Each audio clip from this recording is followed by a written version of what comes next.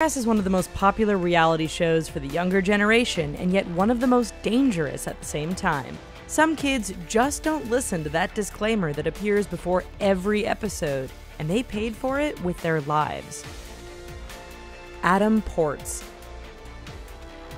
In November of 2002, 18-year-old Adam Ports and 3 of his friends decided to record their own stunt while studying at Tiffin University in Ohio. They got into a pickup truck, grabbed an old chair, and headed out to open land. The teens decided to set the chair on fire and throw it out of the truck.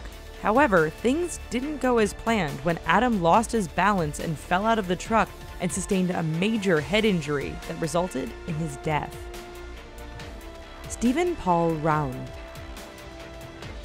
In December of 2002, 15-year-old Stephen Paul Round was killed after he jumped onto the hood of a moving car and was ejected from the hood when the brakes were hit. Stephen hit the pavement, was run over, and then dragged for a short distance. The Albuquerque, New Mexico Police Department commented that Stephen and his friends had been busted for imitating the stunts from Jackass before, and apparently hadn't learned their lesson. Aaron Brown. Also in 2002, 13-year-old Aaron Brown died while imitating a Jackass stunt with his friends in Indiana. The group was speeding in a van going about 70 miles per hour when it hit railroad tracks and ran into another car.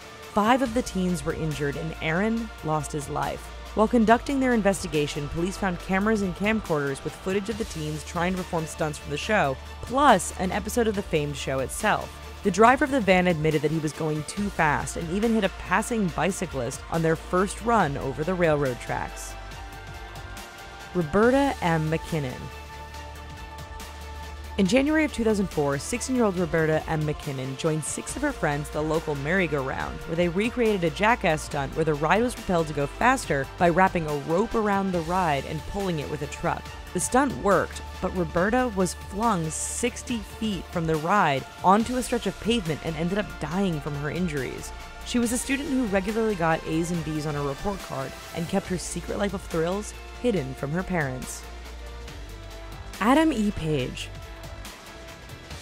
Adam E. Page was just 19 years old when he met his untimely end in September of 2005 when he and his friends were trying to execute a pre-planned stunt they had seen on Jackass. Adam was driving his 1995 Subaru Legacy at about 30 miles per hour with his friend Adam Koda, who was filming the stunt. Adam Page jumped out of the car from the driver's seat when Adam Koda saw that his friend was lying on the pavement unresponsive.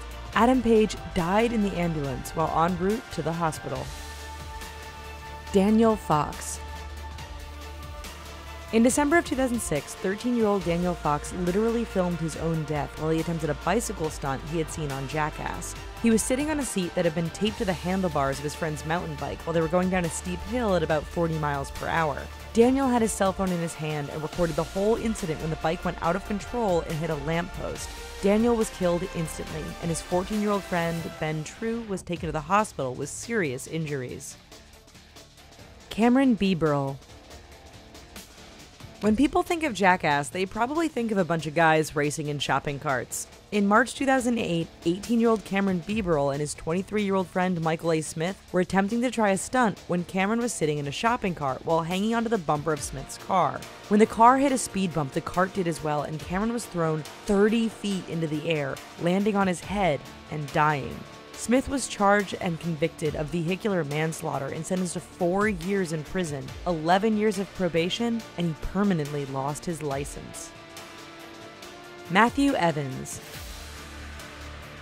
Just days before his graduation in 2008 from Granite City High School in Illinois, Matthew Evans died from injuries he got after trying to belly flop onto the hood of a moving vehicle that belonged to his friend. However, things didn't go as planned when his friend panicked and Matthew started losing his grip on the car hood. His friend slammed the brakes and Matthew flew from the hood and slammed onto the pavement, which he hit headfirst right in front of his house. He never regained consciousness and died the next day, much to his family's horror.